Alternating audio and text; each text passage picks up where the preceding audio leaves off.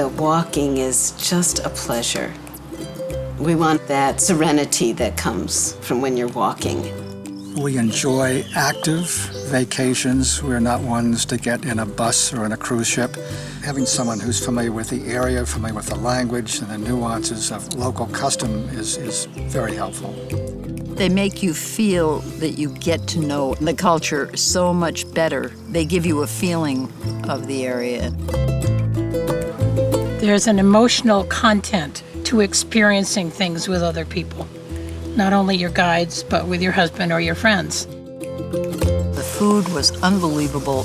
It was just such a surprise to arrive at this place, which we never would have found. The accommodations are very nice.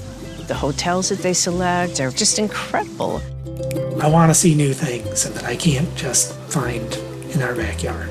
It was extremely appealing to be able to pick up and go to a place we'd never been to before and have it all planned. Freedom. It was just no stress, no worry. I didn't have to think about it.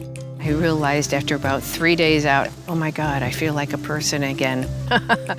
I can just put it all behind, get some exercise, get taken care of, and relax.